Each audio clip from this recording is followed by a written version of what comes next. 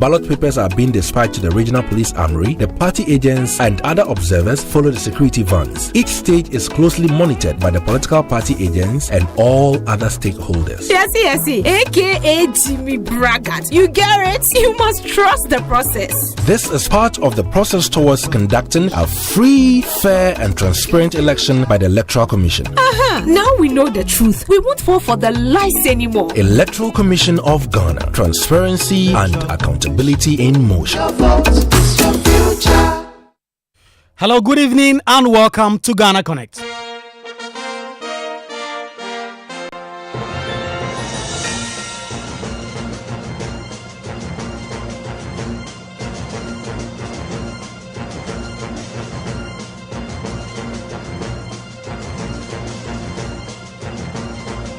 So the recent public debates about a hawker under the new Flowerpot Interchange has brought out very varied opinions. Some persons think that in fact the situation should be treated with more understanding, and the persons who are hawking under the interchange should be treated with more humanity. The others who have dismissed this as simply lawlessness. This view, some have said, oversimplifies the issue about development and what exactly should happen. For example, these hawkers were already there prior to the interchange being constructed. And for those of you just following, the president, Nana Addo Dankwa Akufo-Addo, just this week commissioned the new Flowerpot interchange that is expected to, among others, ease traffic. The amount of that project is nearly 700 million Ghana cedis. And on the day of commissioning, there was a warning from the minister. But barely 24 hours after that, pictures circulated on social media of a young woman who was selling coconut on a truck right under the Flowerpot interchange. It got people talking. And barely hours after that also, another hawker who sold banana and other fruits was also spotted displaying her goods on a table. The minister for the Greater Accra Regional Minister, Honorable Titus Glover, did move in there and destroyed some tables. Of course, some have condemned that and some have said he was simply doing his job and trying to get these persons to get out of the place. It's a big conversation as to how we treat development in the country. There's the political and social as well as economic cost of development. What do we do with these persons around these places who make their livelihood from there? What exactly can we do to ensure that we keep the city clean, we keep the city in order, but at the same time, do not relegate these persons who sometimes, through no fault of theirs, have to simply do what they have to do or to come by their basic means of survival. We don't want to see kiosk containers littered all over there. It will destroy the beauty of this edifice that we all witness and commission today.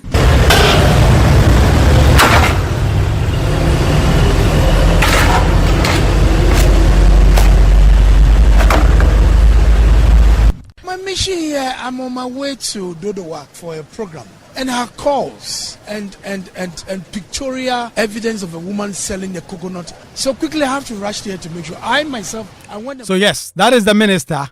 He did speak there prior to the commissioning of the Flowerpot interchange and made the point that they were not going to allow any such trading around the Flowerpot interchange.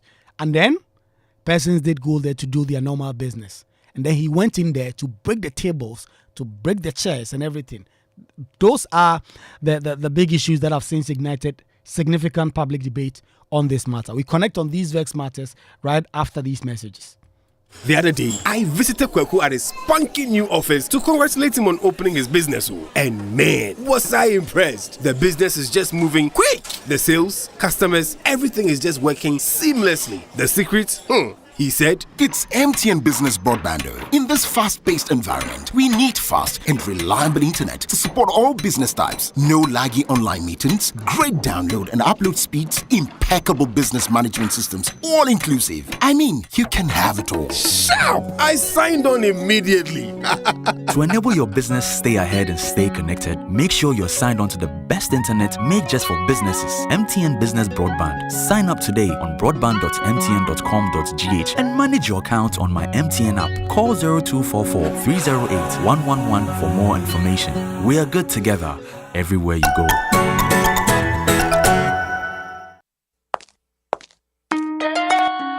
Hooray! The Kingdom Books and Stationery Limited is organizing its end-of-year furniture promotional sales from the 15th of November to the 31st of December this year. Kingdom Books and Stationery is giving away a whopping 10 to 15% discount on all furniture at our furniture shops. Head office, Akweji, Osu near the Osu Cemetery, Tema, Comty 4, Takrady, opposite Fijai Maze Plaza, Cape Coast, University Bookshop, Spintex Road near Absa Bank, Atomic, Center Point Mall, Winneba, University Campus, KNUST, the University Bookshop, Santasi in Kumasi. You can also visit and shop online at www.kingdomstoreonline.com. Hurry while stock lasts. For further inquiries, contact us on 050-162-0810 or 0302-764101 or email us at info@kingdomgh.com. Kingdom Books and Stationery Limited, where quality and affordability is assured. Terms and conditions apply.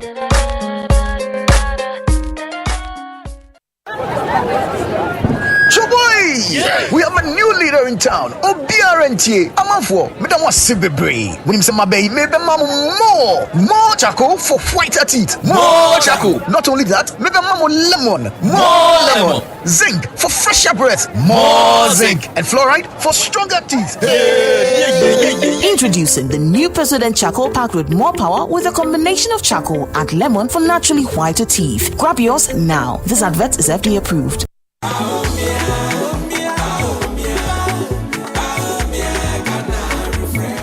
From the classroom to the lab, from the village to the city, the NPP's commitment to education is building a brighter Ghana. Free SHS isn't just about free tuition, it's an investment in Ghana's future. We have topped it up with free TVET and STEM education, skilled graduates, innovative thinkers, and a thriving economy. That's the promise of free SHS. 3 of my cousins have benefited from free SHS since 2017. One has graduated and is in nursing training. The other 2 are also in the university. I'll vote number 1. I'll vote for Baumia on December 7th. We are building a better tomorrow through education. Vote NPP. Vote number 1. Vote Baumia. Baumia means business. Estro.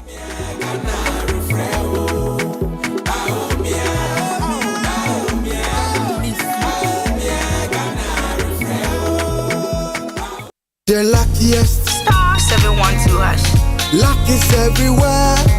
For everyone, yeah. Welcome and now for a daily star 712 # and found no regrets. A side comma investors are a striking gold. A comma health workers are a diagnosing luck with precision. A side comma that tough guy who couldn't hold back his tears. Say a comma passionate fan on also entering containing a joy. After to the seamstresser or turning a hard-earned stitches into a bundle of happiness. And now a comma if you say your next big win is right here. Star 712 #. Luck is everywhere. Dial star 712 # and join the luckiest winning celebration. From the 1st of July 2024, dial star 712 # to keep buying tickets as a group, individual, or even as a community. Win loads of cash and prizes in the community draw or go for the grand draw on the 30th of November 2024. Unlock your luck with star 712 #. Join the winning streak now. The luckiest. Star 712 #. Luck is everywhere. For everyone, yeah. The luckiest.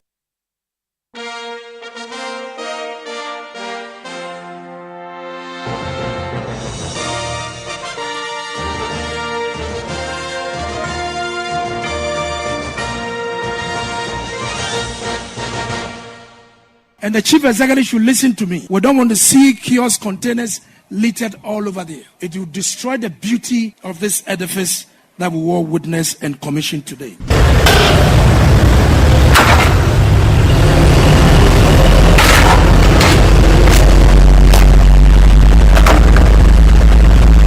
My mission here, I'm on my way to Dodowak for a program.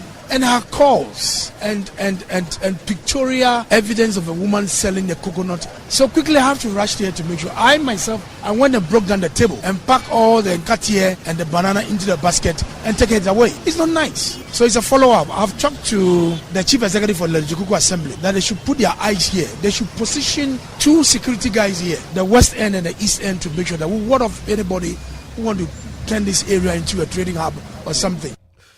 Right, so that was Titus Glover, and his actions have sparked a big debate about development and how we cater for those who are not so well to do in our society. I'm really interested in getting to know what you think. I'm going to introduce the guests who are connecting with me on this important matter, but please do send me a WhatsApp message.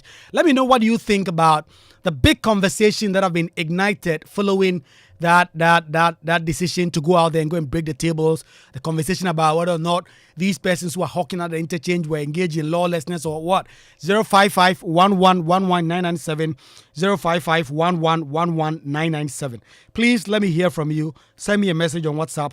Let's talk about what exactly you make of this. So, right, the conversation has been ignited on social media and it's come on mainstream media. My guest on the show tonight, Michael Papaniashale, is my colleague here at Joy News. He produced a number of these stories. That's Clean Ghana issues and all that. So he has some really important views to share on this. Michael, it's good to have you connect with us. Thank you, Kwaku. It's nice to be in the great. in this city. Good to see you on the other side. Yeah. Abdul Rashid Shaibatu is, she's a lot of things. She's done social work before. She's been in academia before.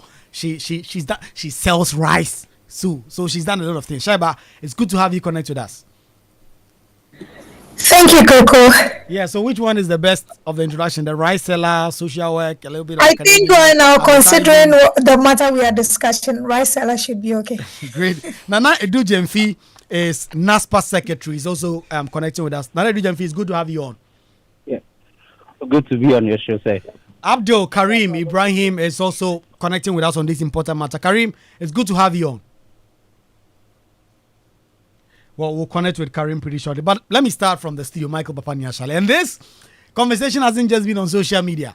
This conversation was also in the Joy Newsroom. It was a big debate on that afternoon when the videos went viral. And Michael Papaniashale was the protagonist in that matter and connected with us in the studio. Michael, what are your own views just on seeing the woman there that day selling?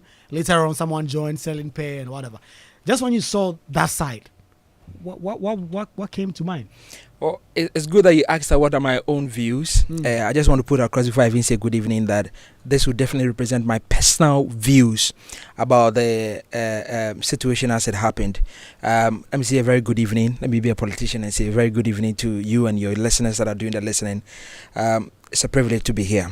So, Kwaku, just to give you a bit of, just to say that you and I are a reflection of each other. And all Ghanaians are a reflection of what collectively we are.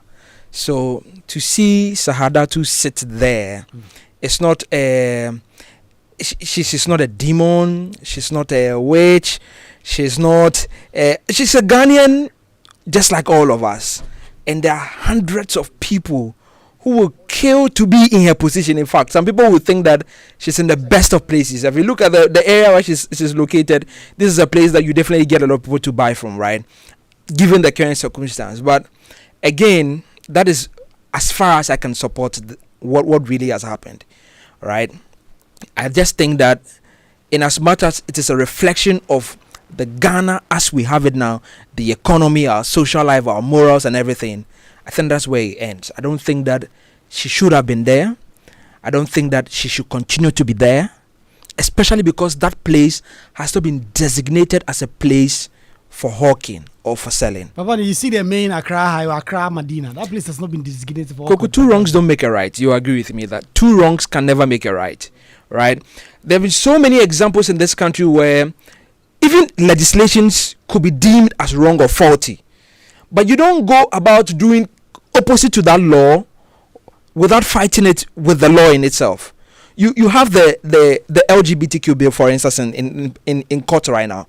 And the bone of the problem is that some people who pass the law thought that they were lawful. Others think that it's faulty and should not become law, right? So they are using the law to fight another law. It's the same way that really should really happen in this situation. If you feel that if you have any problem with it, fight it in the law. Sahadatu may not have that power to do that, but you don't fight wrong with another wrong. So your example of people are in the street. We see that pass there all the time. I've done Clean Ghana. I mean, by Clean Ghana is John Hughes' flagship sanitation project that we run. And by no means, I have seen this thing so many times everywhere. But for you to go there and do what quote unquote is wrong, I will not support it any day. I have seen so many examples in some other countries, so many countries. In fact, I can cite so many of them. But in those countries as well, there are places where you don't hawk. There are places you can't be selling. They have designated street areas, places in the street where you can sell. But this is not one of them until that runabout has been properly designated as a place that you can hawk or sell. I will not support this. It is so preliminary. This is what exactly I will say that it's definitely a reflection of our country and all of us here. Nana Region, you've heard Papani say that. Listen, you can't fight two wrongs don't make it right. And so, what Sahada 2 and those who want to hog there completely wrong. They should move them out there. You get the same vibe you're on.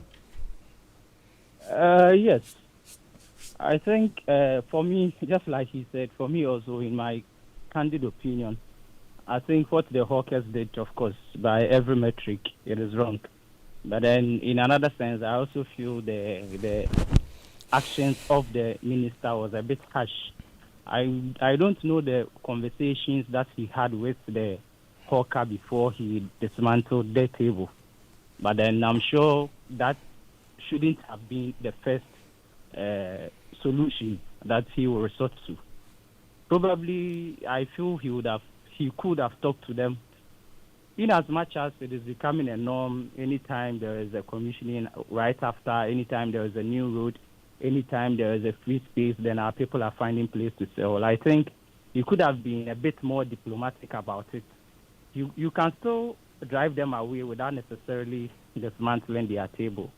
So I feel that action of the dismantling of the table was a bit harsh, but then ultimately the people shouldn't be there. So any means that he will use to get them out, I think I side with it. Abdul Karim, the big conversation particularly on social media, you saw the Trasaco, the owner of Trasaco, who has been given an honorary consul of a sort, make the point in response to Oliver Bakavomawo that those persons who have taken the view that we should humanize the ladies and the hawkers around that place, you are simply endorsing lawlessness. Is he not right? Well, Kwaku, thank you very much. I think whether or not he is right is dependent on how you value human wealth. Come sit down. And what about development? It says that is of interest to you. Because if development is all that we are seeing around in many of our urban centers, if development is all the very shiny things that creates beautiful aesthetics, that makes everybody feel happy, and then somehow we hide all the problems that we have. If that's what development is, then I think you should miss me with that. I don't think that he provides any proper critical assessment of this. It's, of course, a thing of sitting on his high horse in his very privileged, wealthy position, and for some things that, for him, he considers to be not good enough, deserving of a so-called developed award, then he would rubbish all of those things. What about those other developed worlds in terms of the alternatives of how their lives look like, for instance, right? Is it the evidence also in the developed worlds, or maybe that is what we are attempting to learn from them here, is to not confront whatever it says the problems really are, and then hide around it and find a way to hide. Here's really my problem with all of this, because I have listened to Papa Ni make like a very eloquent submission, except that I would disagree with him and say that he has really said nothing. And I say so I say so particularly because I think it is very obvious that if we have demarcated some place and we have said that no hawkers allowed, or even if we didn't write it and someone reaches that, it is of course the truth that that person has violated something. The way that we analyze that, particularly beyond just reporting that someone has violated something, because this has transcended into a proper conversation in our society. And so my point is that after 15 minutes of sober reflection, nobody has any legitimate claim whatsoever to defend the position that people like that woman cannot be there to sell. Because what exactly is really the point of this overpasses and this cleanliness that we are talking about here. The question must be asked, as we have been told by your reporters and among many others, these were people who were there. These were people whose lives depended on the chaos that was created as a result of the building of these road infrastructure. Why must we make the road infrastructure only useful in the sense that they become some pillars and everybody walks around it and we can beat some traffic and all of that? Why is it that we have not incorporated, even in our assessment in this, and we have not been triggered to ask ourselves why we are not imaginative enough to think about our roads very differently? It is not everywhere in this world where they will cite you as good examples, where you find people trading every 10 meters away from one another. Karim, people like Trasako, Karim, people like Trasako make the point that if you go to Germany, if you go to France, you go to US, you go to Time News Square, the place we go and we take pictures, Dubai, and we like it. You don't see that side there, and that side is the definition of lawlessness. And they say that you cannot develop by putting a human face to some of these things. You have to go tough on them, take them away from the street. Get your street to be very clean so that people can come around, people can do their business without seeing hawkers all over the place. Kwaku, that's complete nonsense. Who's saying this? Is he not a white man? He's also a Ghanaian. Is he not a white man? He is. Yeah, well, I would not be surprised then. Because that is obviously what he is very used to, right? So to human life, for instance, it's not so important in this particular case when growth is what we are yearning for, right? It's modernization that we want to clean our cities, want to rid it of poor people, want to rid it of illiterates and all the people that we consider to be unworthy. That is really the orientation that perhaps he's very familiar with.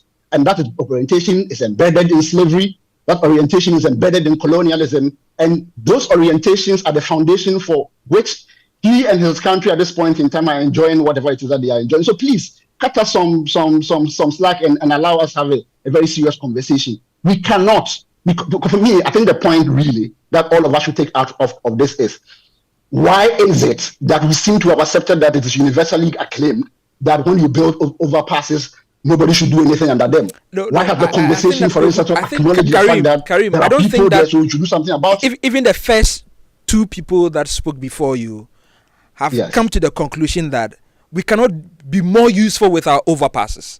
We can be. In fact, if you come to Dubai, under ETH and under the Dubai Interchange, you see the fire service station there.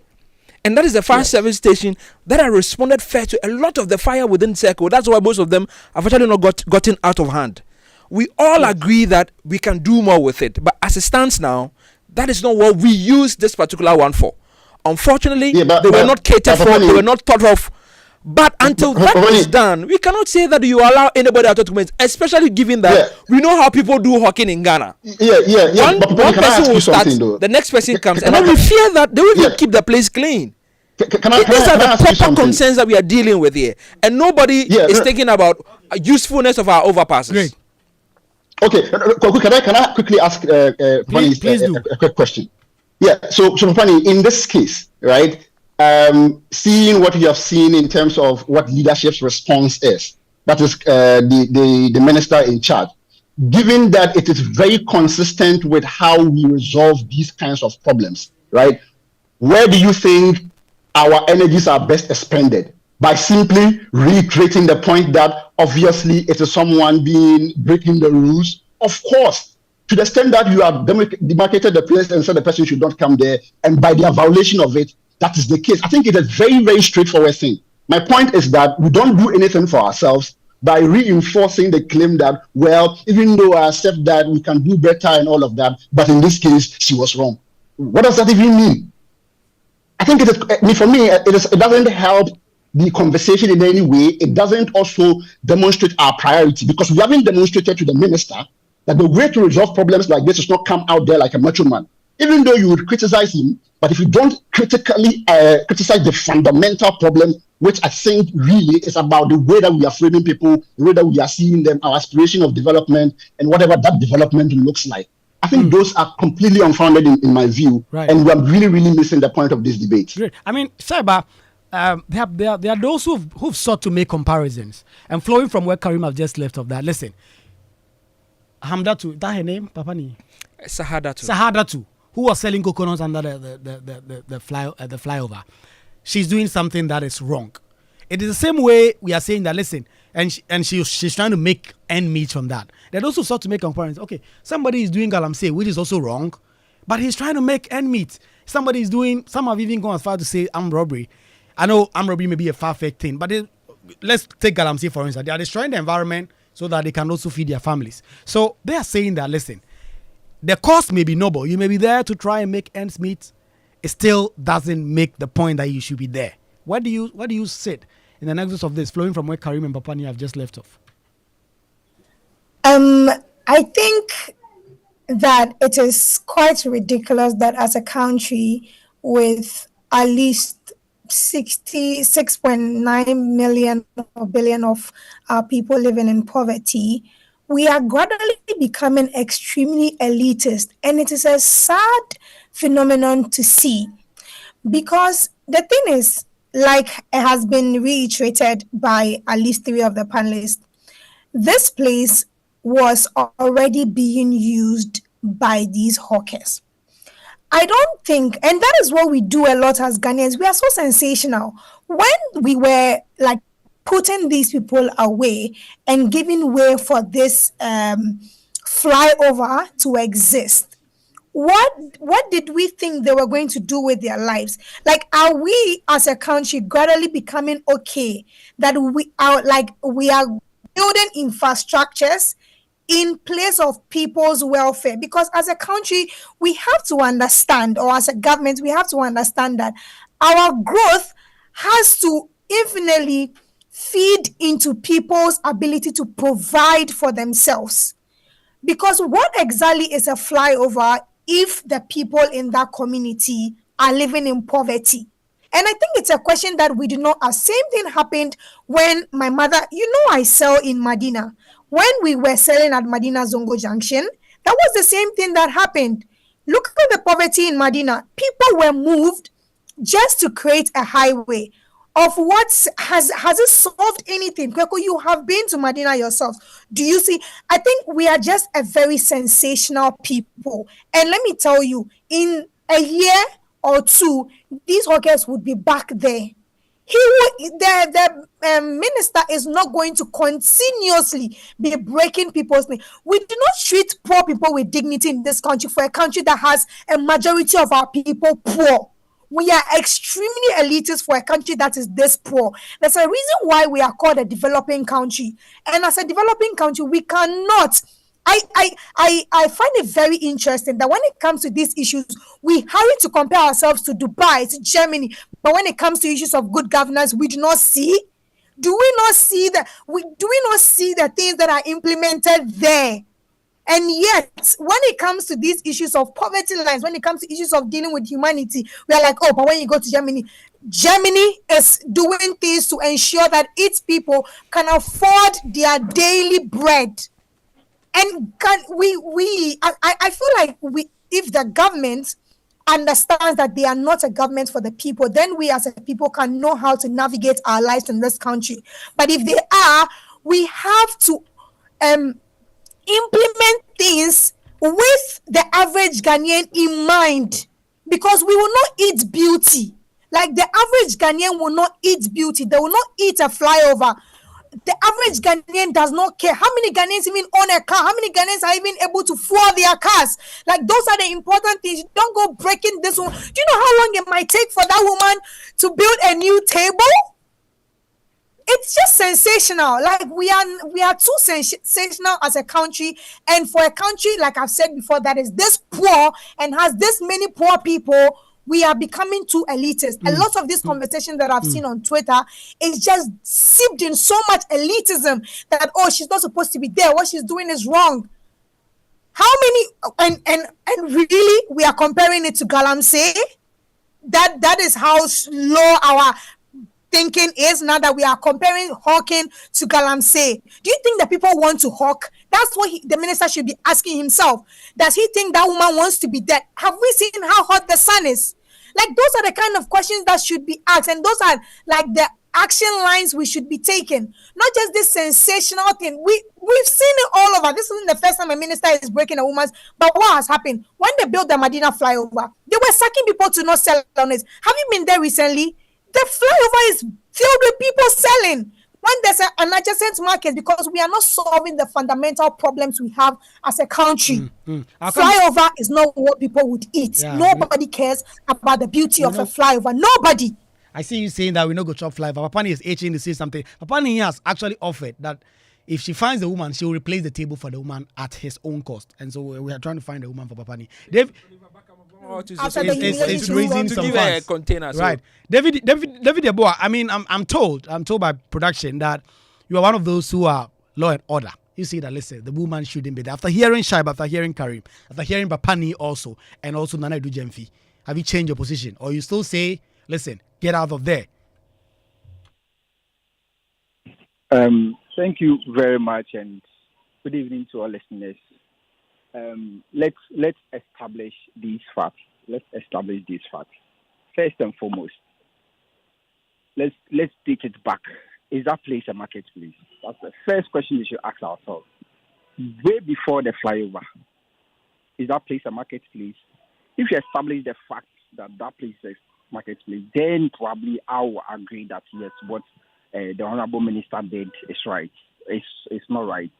But there again, we establishing the fact that place has never and ever been said that this place is a marketplace, and hence, whether flyover or no flyover, we should be guided by what is right. The right is right, the wrong is wrong. Hence, I firmly support the Honorable Regional Minister for doing what he did. Truth be told,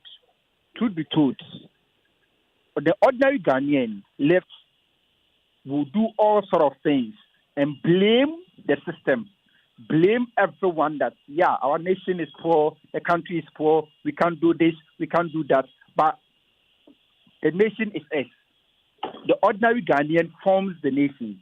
So what is right is what is right, and what is wrong is what is wrong. And that is what I am saying.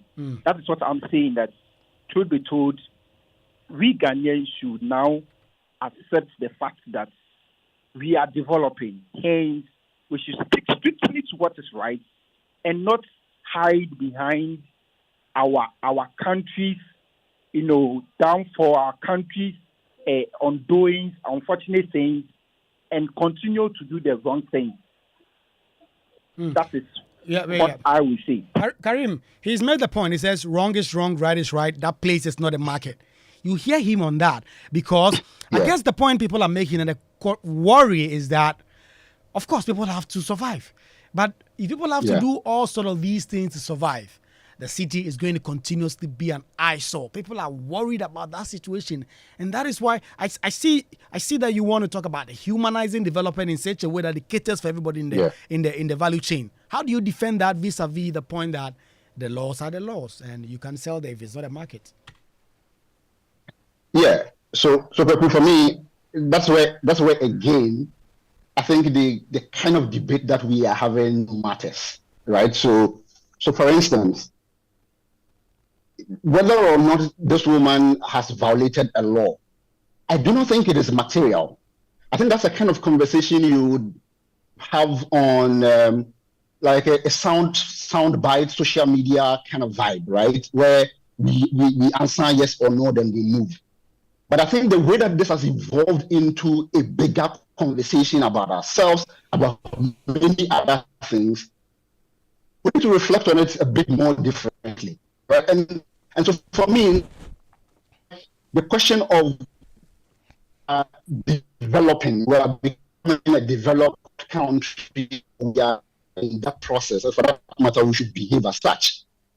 For me, that is material, because where we seem to be today as a society is the one that likes the flashy things that we see at airports and the many other things that a few people can enjoy, and those make us the way that you see in this country develop into relatively smaller towns, all of that. Hello, Karim. I seem to have lost Karim. Papani, have you changed your position given what you've heard from Karim and the team? That you need to humanize the development a little bit. humanizing development, yes, it means that you are being thoughtful.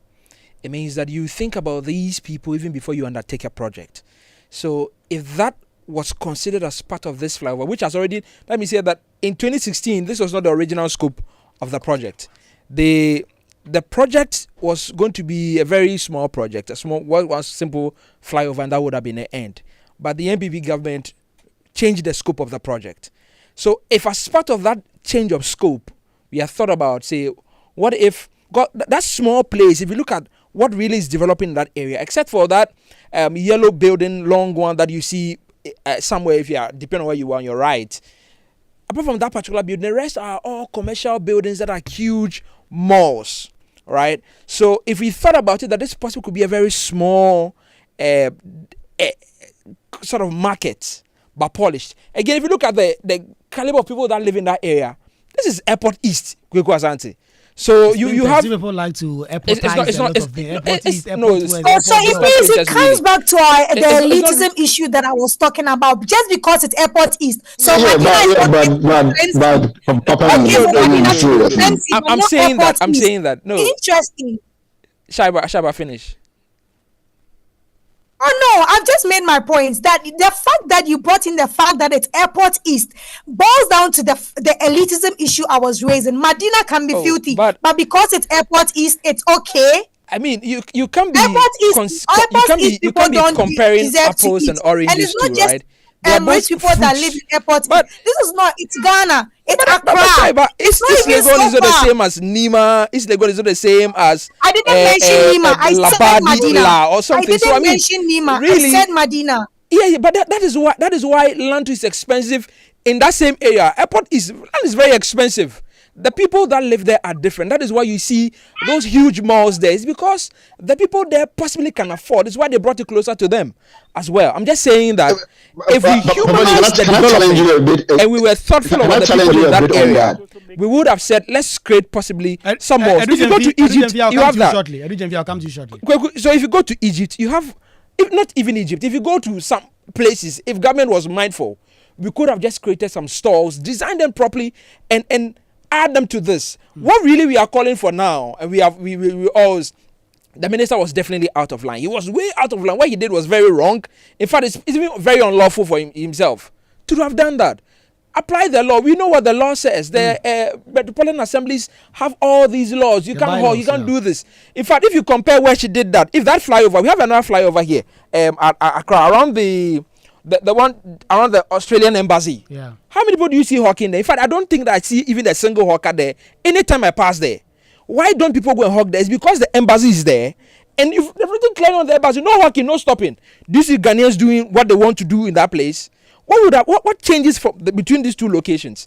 I still stand by my point that she's wrong, but the country erred first. But two wrongs definitely cannot make it right. Okay, Karim and Shaib, I'll come to you pretty, but Edujem, if you wanted to say something. Yes, just quickly. I think the point we are missing here is the effect that this spend will have on our society, particularly our health and even the lifespan of the project itself for a longer period. I think we are seeing this in a lot of interchanges, flyovers, and all that in the country. They start like that. They are not moved away, and the next thing that they do is they start bringing in their market to students. First, they will start selling, it will later move to an accommodation ground for them. Then the next thing you will see is some people are even battling their urination on the walls and all that. The final stage will be that place from now an accommodation ground, it will turn into a refuse dump. And we all know the effect that this will cause. For an area like that, like you said, you start with it, later you kill a refuse dump, then later the refuse will move from the walkway onto the road and also into our gutters. Then later, of course, as we always do, we call it on government, they fill the gutters, you call it on Okay, Edujem, you are struggling to hear a little bit. If you can position yourself properly, I'll come back to you again. Karim, you wanted to make an intervention while Papani spoke and Shaiba also came in. Yeah, I think I would rather just take on Edujemfi's point, right? So the way I understand Edujemfi to be going about this is to suggest and not deny that here's a country that obviously has all of these problems, because there's obviously a lot of homelessness, and the way that urban life in Accra has been created is that oftentimes when people see any opportunity of shade, of relative comfort, they try to invade those kinds of spaces and take it upon themselves. In this instance, what he's again saying is that oftentimes it's state properties, public spaces, and all of that. If you accept all of that, and then the logical question that would arise therefore is, why has it that since been for so long now, the way that you conduct your infrastructure, you have never attempted to accommodate any of these exigencies that exist in your space, right? For instance, so you care about people urinating on the wall and all of that. Have you considered, for instance, that given that people have been doing this all along, and you have tried at Circle to plant stones there to make life unbearable, and today you are just going to fence this? Why are you not thinking about anything that also says that how can we make under the bridge functional in a way that people can benefit from it, because this is what we are seeing, because of a problem that we have to resolve. The way that you do it doesn't resolve any problem. It just basically says that we need to get rid of some people. Some people are too dirty to be in this particular space, because the way they conduct themselves and live their lives, it would destroy things and it will take something away from us. To me, this is the problem. And let me just finish one quickly, just 30 seconds. Okay. The last thing I want to say is that even the attempt to treat this as a lone case, so then you treat it as Flowerpot, and then when the next one comes, then we move there, it's the problem. What I have been trying to defend here is a principle that applies more broadly. If you can take Flowerpot, you can take wherever else. It doesn't mean people necessarily must go and be selling under flyovers. But the point is that the way we resolve problems when they confront us, it's not to chicken out and take this authoritarian approach and just condemn people that they have broken the law and all of that. That woman knew very well that she was not welcome there, but she did. Papa, sorry. Oh, it's not about sorry. I mean, I just come to make a point that, and I agree with you. And if you listen to my submission from the very beginning, the first thing I said actually was that in moving forward, or her actions are a reflection of you and I. Right, you've all mentioned streetism, poverty, and all of that. We deal with all of these every day as a country.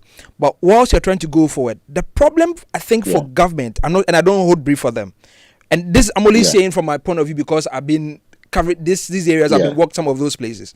The problem for government, really, sanitation, ma'am. So exactly. If you take Circle for instance, right? Circle, we've put up fences at Circle, but those fences have come down. It was government's plan to stop the spillover onto the street itself, but the people now use the fence as hangers. Yes, and instead of being behind the fence onto the walkway, they are now on the streets. So in some of the things, government wants to be thoughtful, wants to give room for some of these things to happen. But the fear is that the ordinary Ghanaian, the other Ghanaian will take advantage of that. So now you see Circle, even the stones. If you go there, yesterday I passed there, they are now packing sand among the stones so that when it levels, they can all sleep there, they can sit there and do whatever they want to do there again. So I think at the heart of the issue too is that whilst we are discussing how government can be wrong with what they have done and why Sahadatu may possibly have stepped out of line by doing what she's also doing, how can we move forward as a country? How do you solve this problem for government? What solution can you give to government? Because this is a fear they really have, that you put even a toilet facility here and somebody says that one city is too much, so they sit behind it and do it on the floor and expect you to come and clean it. That's the fear government has. Why they're not thoughtful in some of these situations. Let me attempt a response for you. Let me attempt a response, because I think, as legitimate as your question, the way that it is, what is missing is that we fail to have higher expectations of leadership, right? So what efforts, thinking, for instance, what thinking goes into our problems? When you see them resolve the economic problems, when you see them resolve many other problems that are not created by the average person on the street necessarily, how confident are you in their problem-solving skills? So that you think that in this case they are right, or that in this case, if somehow they could magically find something and then we will not have a problem. Nobody's denying that there could be problems. Development, as you are saying, has its problems.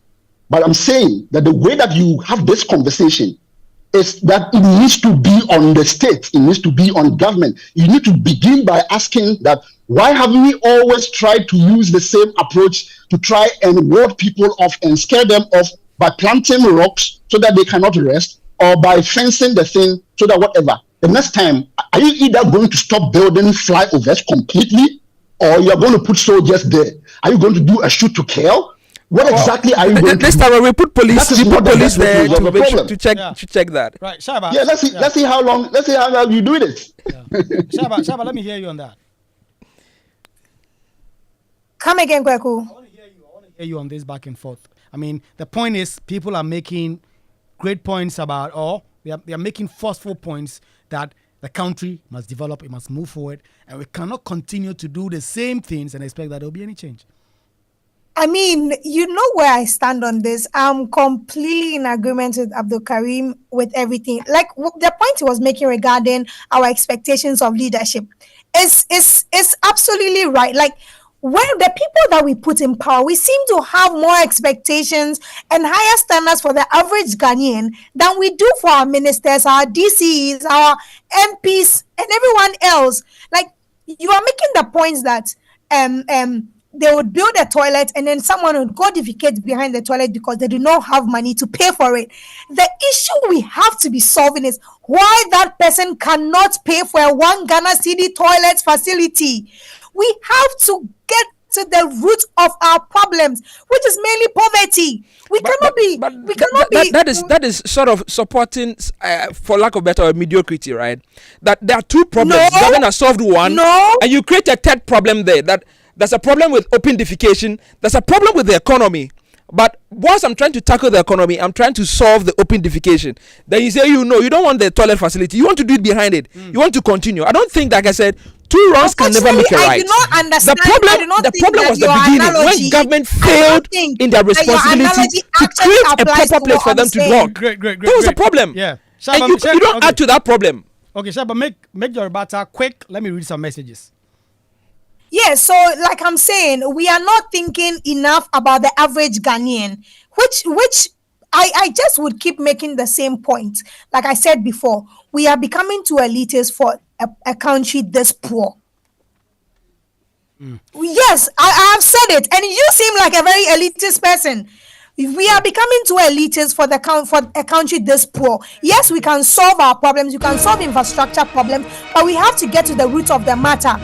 We have to get to the root of the matter and think about the average Ghanaian in the infrastructures that we are building, because the thing is, people would always revolt against these things. People sleep in the little scorn rocks that are made at Circle. I've seen people sleep in them. People do sleep, still sleep actually. Shab, I'll come back to you, and then I'll also do Jemfi and then David Yebo, and then we can wrap up. But a lot of your messages coming in, and let me read some of them.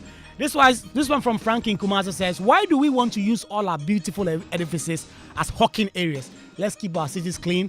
William, listening in Gomoa, says, hello Ghana Connect. The issues being discussed shows that our political managers and supporters really do not understand the meaning of the term social protection. They don't even know the essence of the work of the Ministry of Gender. Children, you must first cater for the social aspect of that development before you bring any development. That is why people are compensated whenever there's a demolition in an area. Sambanaman from the US says, the action the minister took against the individual who was selling is not enough. Arrest and prosecution is the best solution to serve as a deterrent. I'm very angry when I read about the minister apologizing. Lawlessness in our country is too much. So Sambanaman says, breaking the tables is not enough. They must arrest the hawkers and prosecute them. Interesting. Nana from Spintex says, guys, no hawkers must be allowed under the flyover. Okay, you live in Spintex, so yeah, this matters to you. Why do people mean by human face? Are we always going to borrow monies and come to throw them in our assholes? He says that. This one's Kwesi from Spintex says, what the regional minister did was the best. Yeah. You say that, Kwaku, there's a general agreement that a hawker should not have been there, but destroying their investment is wicked and they just put in measures to help stop them. This one didn't add his name. This one says, hi Kwaku, the minister was right. There are times leadership must be tough to enforce the law. That is Douglas from Oyarifa. And then This one says, Kwaku, this the lady, please, the lady, Papani. I totally disagree with you. Please, I think you have never been a hawker before. Okay, this one disagrees with Papani. And then citizen Sika Togo from Yugi says, I think that we need an organized society where laws work equally if the country is to move beyond just a talk shop. I agree that the minister could have taken a more relaxed step. And this one says, good evening, Kwaku. Development always starts from someone. So the fact that a wrong is happening somewhere doesn't justify it to be accepted everywhere. And then last one from Mashoud Ibrahim, listening in Kanda. Hello, Joy FM. Oh my God, what makes the Greater Accra minister so wicked in destroying the poor sellers table and taking away the bananas that does not belong to him? I'm not sure he did take that away. But this one says, Mr. Minister, how many jobs have you created for Ghanaians that warrant you to destroy someone's business? Some of these MPP ministers are lawless. Change will surely come December 7th. That is Mashoud from Mashoud Ibrahim, Bishala Kanda in Accra. David, let me give you 30 seconds. Hello, David. David Yeboah. I appear to have lost David Yeboah. Nana Dujemfi, are you there? Yeah, I'm here. Yeah, Nana Dujemfi. So, where do we go from here? Is it the view, given the view you've expressed, that government must really go on a crackdown of all the hawkers all over the streets, in the middle of the road, everywhere to sanitize the place, to keep it clean, like you've stated? Yes, I think so. In as much as I believe that we should be more diplomatic about it, the bottom line is we should get these people off the road, because if those places were made for them to sell, or were made for the purposes of buying and sell, they would have been named markets and not flyovers or walkways. So I feel that, yes, in as much as the minister's actions were harsh or was a bit harsh, the bottom line, like I said earlier, is that we should get these people off. But then again, also, we should also take it into consideration the people that are there. So I feel the best, or probably my solution will be that let's find a place closer to the flyover for them. Probably a place where they could sell, or you structure it well, or you structure it more, probably into mini malls or stores and all that, so that we make sure that if even they are selling, they are only selling and they are not making it a habitual ground, just so that they will metamorphosize into a dumping site. Yeah. Karim, I'll come to you briefly before I go to Papani. I've gauged the views. There seems to be a strong, on X, when Bakavamo, there are even those who were calling him a communist. There's such a ground. What do you think account for the psyche of the people? That so much says that, listen, the minister acting that brazenly tough is the way to go. What do you think is in the psyche? Because, I've not done any scientific poll, but I think it seems to suggest that there are more people who are backing the minister. Yes, it has for some time now been my view that we practice something I would call self-administration of prejudice. I think that based on what we have suffered, always being at the bottom and now yearning so much to be like those that we think are ahead of us, sometimes the way that we even dispense of our own self suggests that we haven't not within ourselves to imagine anything beyond the very basic. And that is why I am shocked that people are shocked that someone will take a view that what to do about that woman was not the way we did, or what to do about flyovers was not the way they did. But finally, what I would say is that I hope this conversation or this problem makes us think a lot more critically how we can make our infrastructure more functionally relevant to the society that we live in the next time we build a flyover. Well, Kwaku, I will only say that, this is a wake-up call for government. In fact, if you look, what we haven't mentioned here is that the hours before the flyover was commissioned, there was a call from these traders that honor the promise that you made to us and give us a place, a small market of a sort. The MC at the time said, oh, don't worry, we'll think about it and give it to you. That's wrong. Again, you have a minister who promised that MCs, make sure nobody comes here. And then less than 24 hours, they are doing that. So in his mind, he's possibly trying to carry out his orders that he had given. Very wrong, nevertheless. But it's a wake-up call for us to rethink projects that we are doing as it stands now. Let's reconsider how can we make people. And again, you see, because it was fenced, right, possibly we can use to control some of these so that going forward, when we think about projects, we look at how to humanize them, not to humanize when people make wrong decision. Humanize the project so that it can accommodate some of these things going forward. Kwaku. Shaiba, giving you the last word, where do you think we should go from Please here? tell Shaiba that I want some of her rice next week. That's the best in Medina. Hey, Papani, you are not getting some of my rice. I think that we need to be a lot more sympathetic towards each other as Ghanaians.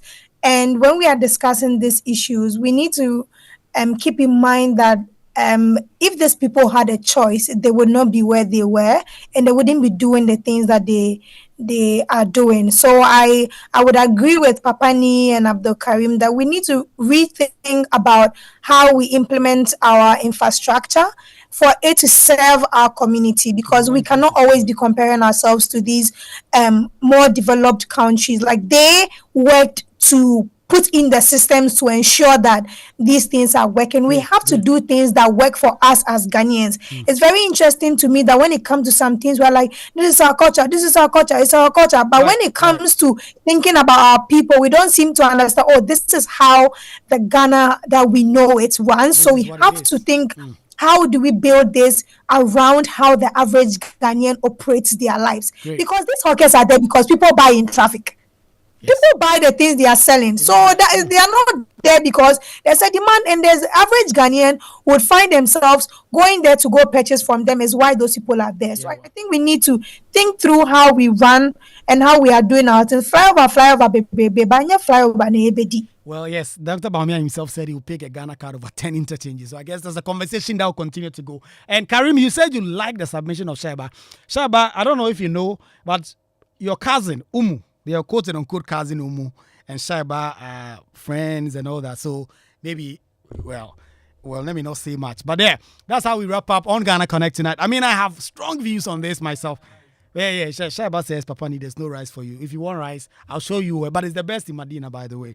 I mean, my view about this is that we need to have a very holistic view about this. We don't seem to tackle these matters, I mean, really well. A minister going there makes headlines. It doesn't stop anything. And as others have said, the hawkers were already at this spot before the new interchange was built.